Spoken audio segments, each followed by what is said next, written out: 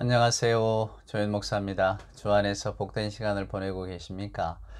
오늘은 로마서 12장.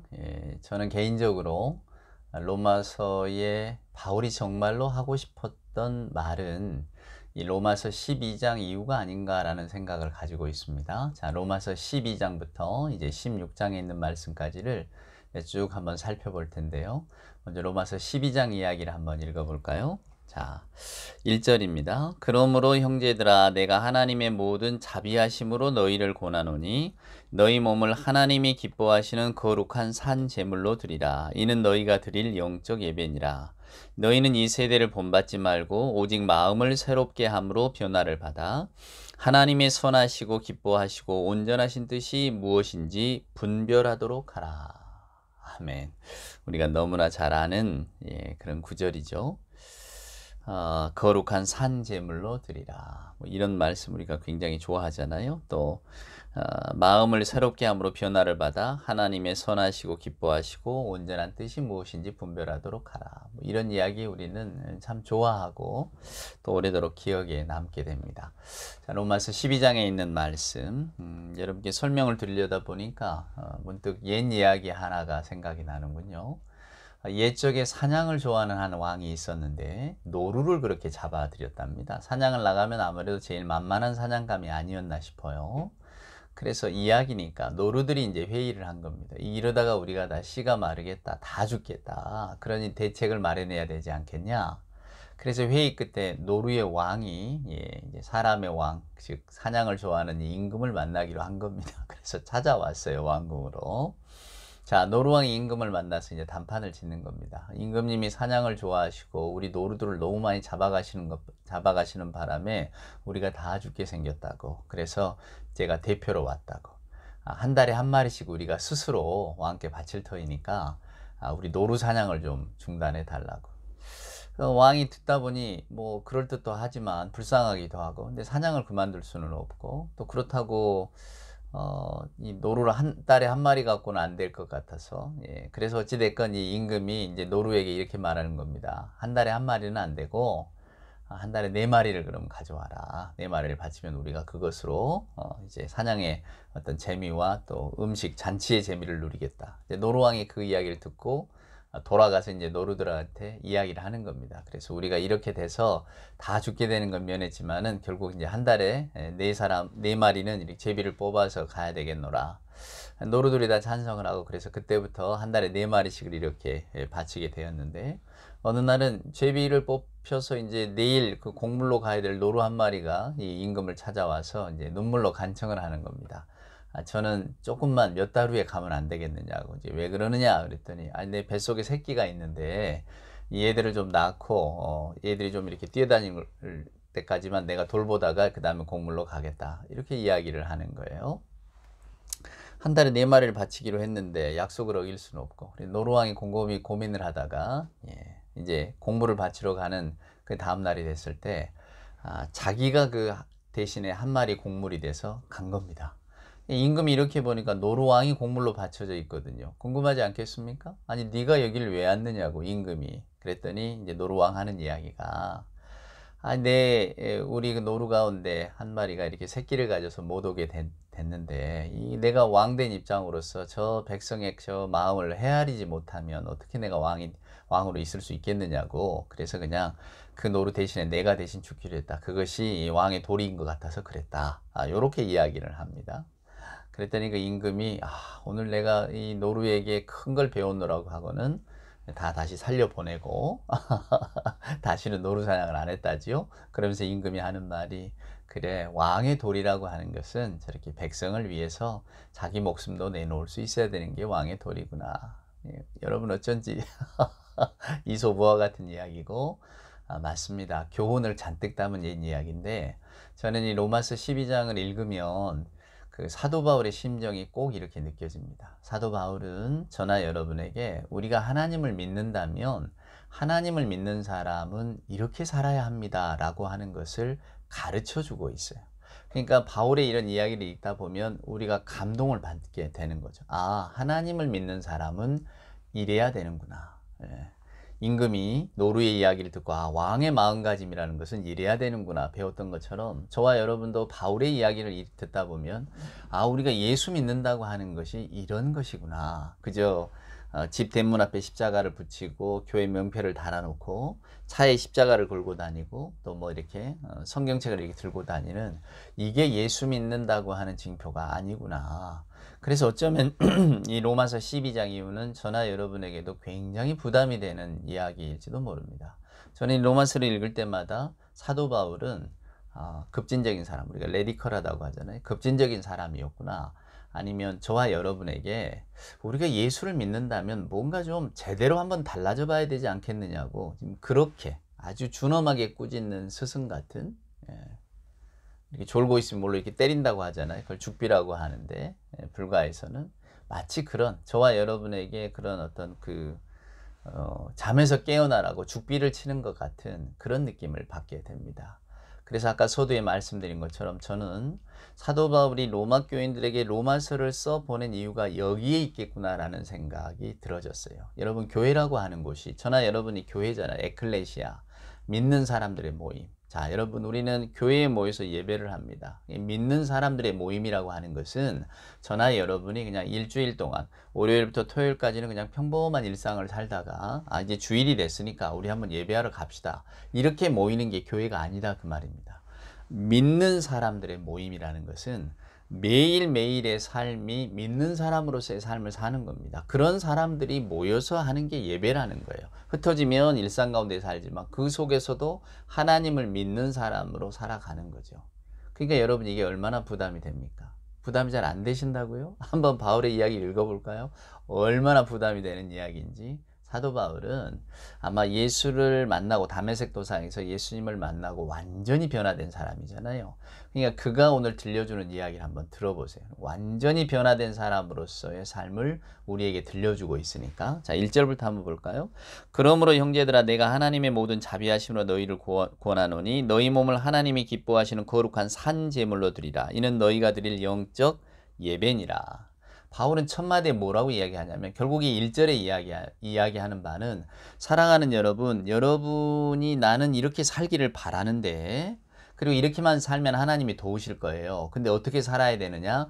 매일매일의 삶이, 그러니까 일상의 모든 삶이죠. 먹고 자고 일하고 노는 모든 그 삶이 마치 하나님께 드려진 삶처럼 살아야 한다고. 이게 다 변해야 된다는 거죠. 하나님께서 저와 여러분이 하는 일을 받아들이는 것, 그것이 저와 여러분이 하나님께 드릴 수 있는 최선의 것이다 그 말입니다. 그러니까 말 한마디 행동 하나도 하나님이 받으실 만한 것이 돼야 된다는 거예요. 너무 무섭지 않습니까? 야, 이러면 우리가 어떻게 사냐? 맞습니다. 이러면 우리가 어떻게 살겠습니까? 우리도 숨 쉴 어떤 그 여지가 있어야죠. 근데 바울은 저나 여러분을 이 말씀 속에서 사정없이 몰아칩니다. 왜 그럴까를 생각해 보세요. 로마 교회가 다투고 있었잖아요. 그것도 그 다툼이라는 것이 서로 주도권을 갖겠다고. 유대인 크리스찬과 비유대인 크리스찬들이 교회의 주인이 누구냐? 교회의 어떤 가장 중요한 방향을 결정할 사람이 누구냐, 이거 가지고 다투고 있잖아요. 오늘날의 교회들도 다 이런 헤게모니, 즉 주도권 다툼 때문에 많이 갈등이 생겨나는 거지. 여러분, 우리가 하나님을 좀 어떻게 하면 더 사랑할 수 있을까, 이런 걸로 다투는 교회 보셨습니까? 아니면 우리가 좀 더 많이 누구를 도와야 되고 섬겨야 되는데 어떻게 우리가 잘 섬겨야 될까, 이런 문제로 고민하다가 다툰다는 이야기 들어보셨어요? 안 그렇습니다. 지도자는 지도자들끼리, 교회 안의 성도들은 또 성도들끼리 서로가 서로의 어떤 그 의견을 이렇게 뭐랄까요, 내가 제시했는데 그것을 성취하지 못해서 다들 갈등하고 고민하잖아요. 내 말은 들어줘야 되는데, 내가 생각하는 게 옳은데, 내가 생각하는 방향으로 가야 되는데 왜 안 가느냐고. 왜 교회가 이 방향으로 가야 되는데 저쪽으로 가고 있느냐고. 뭐 이런 것들 때문에 주로 다투는 거죠. 섭섭한 것 때문에 다투고, 교회 안에서 인정받지 못하는 것 때문에 다투고. 그러니까 오늘 이 로마 교회 상황이나 뭐 오늘날 대부분이 처해 있는 교회 상황이나 똑같은데, 그래서 오늘 이 로마서가 마치 죽비같이 우리를 때리고 있는 겁니다. 자, 바울은 뭐라고 말합니까? 오늘 너희가 드릴 영적 예배라고 하는 것은 너희 몸을 산 제물로 드리래잖아요. 그러니까 하나님께 바쳐진 것처럼 살라 그 말이에요. 제물이라고 하는 것이 여러분 바쳐진 거 아닙니까? 예배라고 하는 게 뭡니까? 하나님 앞에 우리 삶의 모든 부분을 드리는 거 아니에요. 하나님 앞에 순종하겠다. 그러니까 오늘 바울의 이야기는 여러분 지금까지 살아온 모든 것을 싹 바꿔야 됩니다. 지금 그 이야기입니다. 한번 2절 보세요. 너희는 이 세대를 본받지 말고 오직 마음을 새롭게 함으로 변화를 받아. 예, 체인지하라는 겁니다. 가장 무서운 말이죠. 이 세대를 본받지 말라. 즉 지금까지 살아온 방식대로 살지 말라 그 말이에요. 그럼 어떻게 살아야 됩니까? 우리가 말하잖아요. 포커스를 누구에게 맞춘다? 하나님께 맞추라고 하는 겁니다. 하나님이 우리에게 요구하시는 게 무엇일까? 인정하자는 거예요. 너희는 이 세대를 본받지 말고 오직 마음을 새롭게 함으로 변화를 받아 하나님의 선하시고 기뻐하시고 온전하신 뜻이 무엇인지 분별하도록 하라. 이 말은 뭡니까? 하나님이 원하시는 일을 해드리자 하는 겁니다. 우리를 둘러싸고 있는 우리들의 문화는 하나님의 길과는 언제나 정반대잖아요. 여러분 왜 교회가 이렇게 왜 그 세상의 문화하고 반대냐면 여러분도 인정하시겠지만 세상의 문화는 우리들의 욕심을 채우는 쪽으로 나아갑니다. 여러분 욕심이라니까 너무 부정적으로 생각하지 마세요. 저와 여러분이 가지고 있는 근본적인 욕구입니다. 우리는 누구나 다 더 잘 먹고 싶고 편하고 싶고 잘 살고 싶고 더 행복하고 싶고 이게 다 우리들의 마음 아닙니까? 근데 다 행복하고 잘 살고 싶다는 마음은 다 똑같은데 세상은 그 초점을 우리 스스로에게 맞추라고 말하잖아요. 우리의 본성이 그렇습니다. 에덴의 동산에서부터 이렇게 쫓겨나온 인간의 본성 자체가 우리가 우리의 것을 주장하잖아요. 내가 내 뜻대로 하겠다. 하나님? 아니야. 나는 내 뜻대로 할 거야. 그게 우리의 가장 큰 죄성 아닙니까? 그러니까 하나님께 포커스를 맞추기보다 우리의 욕심에 맞춘단 말입니다. 그래서 그냥 우리 욕심을 이루고자 사는 거예요. 조금 더 나아간 사람들은 때로는 남을 속이기도 하고 갈취하기도 하고 때리기도 하고 죽이기도 하고 이렇게 살아가지만은 그나마 거기까지 나가지 못하는 우리들은 그렇게는 못하지만은 적절하게 제 어떤 그 유익을 취하면서 이렇게 살아가잖아요. 남이 안 보는 데서는 비겁하고 또 남이 보고 있다 할지라도 조금은 자기가 안전한 길을 택하고 우리도 여러분 만약에 자녀를 기른다면 야 험한 일 있으면 너 나서지 마라. 괜히 너 그러다가 더 큰일 당한다. 이러지. 야 너 다쳐도 좋으니까 정의를 위해서 네 몸을 불살라라. 이렇게 이야기하거나 가르치는 부모는 없을 겁니다. 뭐가 옳습니까? 바른 일을 위해서라면 발벗고 나서는 게 옳은 일이지만은 우리는 우리 애가 다치면 어떨까? 내가 다치면 어떨까? 우리 자식이 다치면 어떨까? 이걸 먼저 생각하니까. 그러니까 즉 우리들의 삶을 먼저 생각하기 때문에 옳은 줄 알면서도 가지 말라 그러고 웬만하면 피하라고 하는 것이 우리들의 가르침 아닙니까? 그래서 우리는 또 세상을 그렇게 살아가잖아요. 저나 여러분이나 그렇게 살아왔습니다. 그리고 앞으로 남은 인류도 그렇게 살아갈 겁니다, 여러분. 그래서 반드시 세상에는 종말이 오는 것이지 우리가 뭐 모두가 다 잘 사는 복지국가를 꿈꾸지만 모두가 다 행복한 세상을 만들 수는 없는 겁니다. 조금은 더 나은 삶의 형편을 만들 수는 있겠지만 여러분도 경험하시지만 삶의 형편이 나아진다고 우리의 행복도가 증가하는 건 아니잖아요. 분명히 지금 이 유튜브를 보고 계시는 분들 뭐 3, 40년 전을 이렇게 생각하시면은 얼마나 여러분들이 그 뭐랄까 마음이 좋으십니까? 그런데 지금 우리가 너무 잘 살고 있잖아요. 그때에 비하면. 그렇지만은 그러면 행복하냐고 물어보면 아니란 말이에요. 다 상대적이기 때문에 그때는 다 못 살았기 때문에 그 잘 사는 개념 자체가 다르지만 지금은 우리가 흔히 부익부 빈익빈 하듯이 누구는 잘 살고 누구는 잘 못 살고 이런 것들이 서로 비교가 되면서 상대적인 박탈감을 느끼기 때문에 우리가 늘상 고민하는 문제가 그 문제 아닙니까? 그러니까 하나님의 시선을 두고 살라 이게 정말 공허한 소리처럼 들릴 수밖에 없는 거죠. 오늘 우리 믿는 사람들에게도 당장에 내가 사는 삶이 중요하고 당장에 내가 뭔가를 이렇게 해야 하고 하고자 하고 싶은 것에 초점이 맞추어져 있잖아요.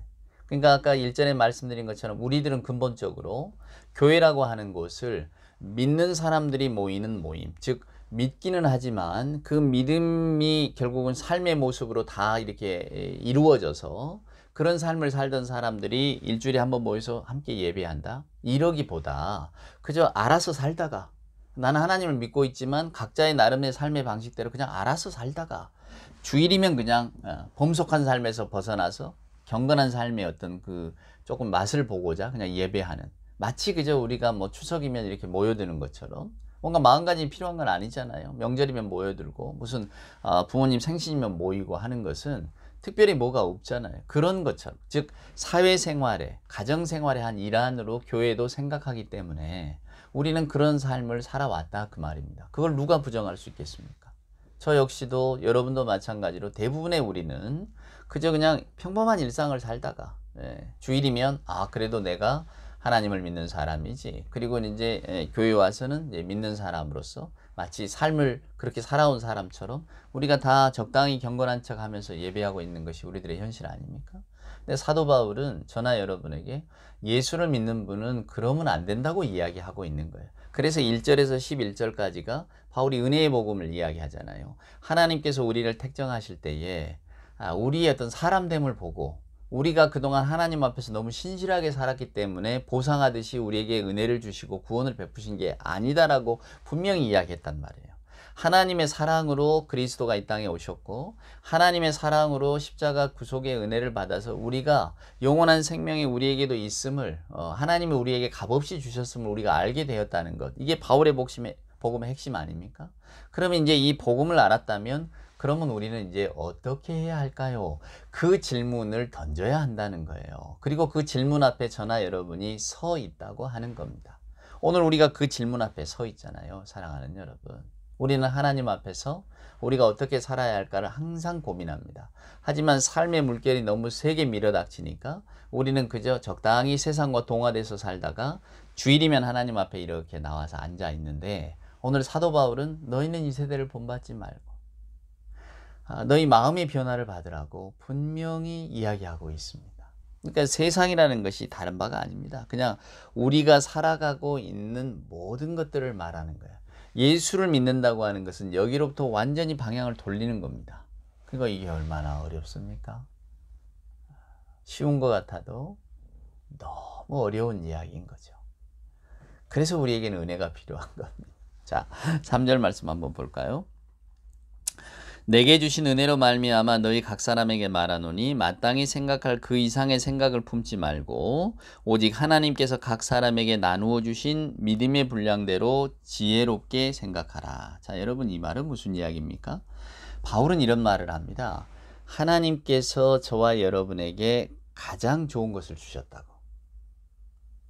그러니까 우리가 생각하는 것, 우리가 느끼는 것, 우리가 뭔가 이렇게 받아들이는 것도 다 하나님이 저나 여러분에게 주신 마땅한 이야기라는 겁니다. 그래서 우리는 그것이 하나님이 내게 주신 것으로 알고 그냥 감사하면서 살아가면 될 뿐이라고 하는 거예요. 오늘 여기 보면 이 구절에 보면 마땅히 생각할 그 이상의 생각을 품지 말고 이렇게 이야기하잖아요. 그러니까 저나 여러분이 오늘 이렇게 하나님의 은혜를 생각할 때에 우리는 항상 더 나아가서 생각할 수가 있습니다. 내가 마치 저 사람보다 우위에 있는 것처럼 내가 교회 지도자가 됐으니까 뭔가를 잘 지도해 줘야 되는 것처럼 저 사람들은 어린 양과 같아서 내가 이끌어야 되는 것처럼 오늘 하나님의 이 말씀은 목자인 척 하지 말라라고 하는 거예요.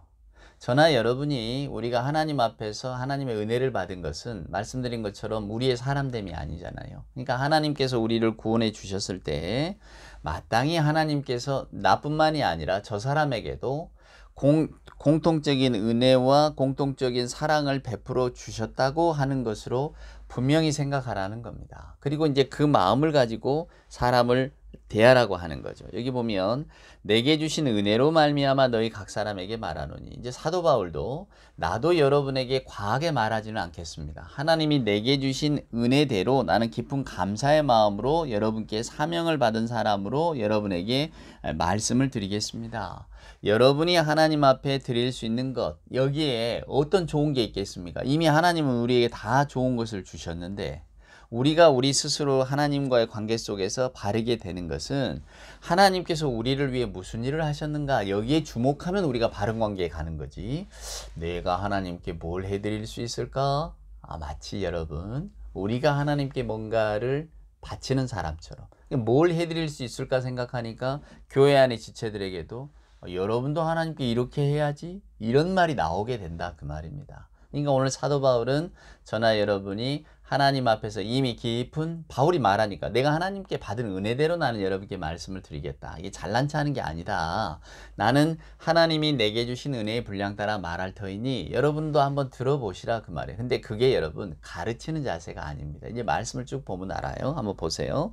4절에 보면 우리가 한 몸에 많은 지체를 가졌으나 모든 지체가 같은 기능을 가진 것이 아니니. 자, 여러분 이 말이 결국은 뭘까요? 나중에 바울이 이제 손발로 갑니다. 이와 같이 우리 많은 사람이 그리스도 안에서 한 몸이 되어 서로 지체가 되었느니라.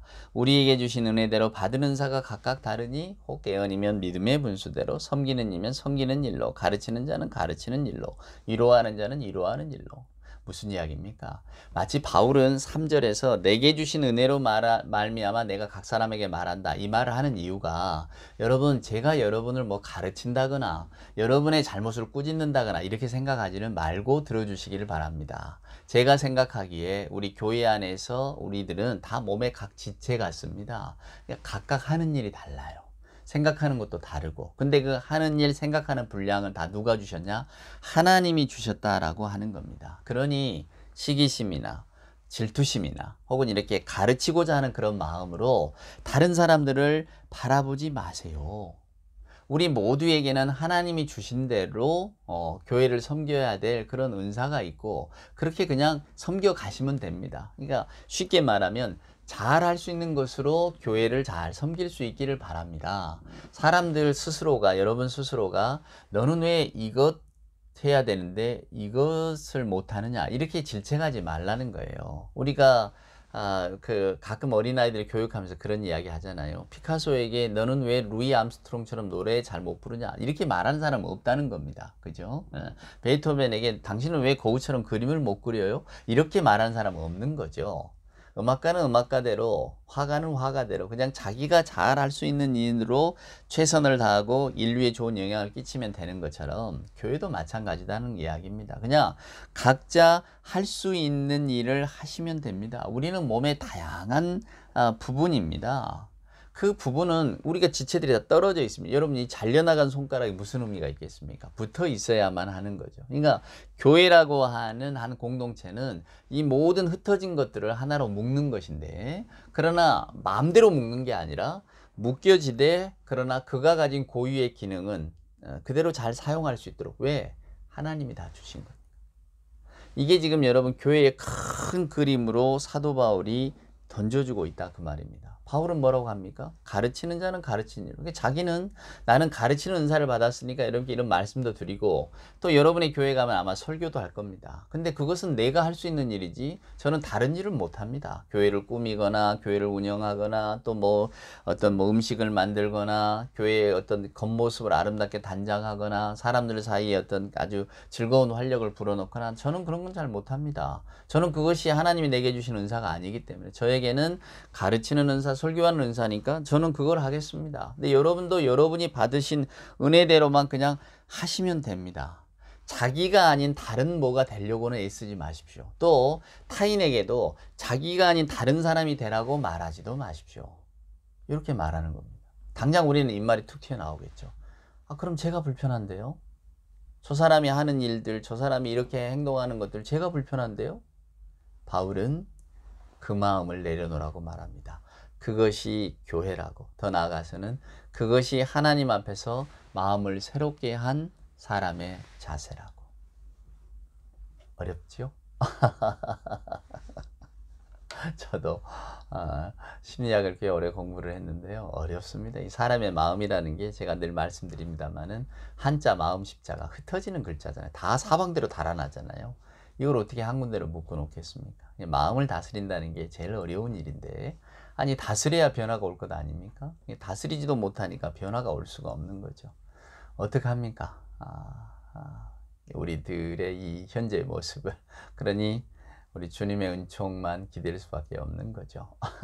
예, 시간이 많이 갔습니다. 다음 이야기는 이 다음 시간에 또 들려드리도록 하겠습니다. 복된 하루 되시기를 소망합니다.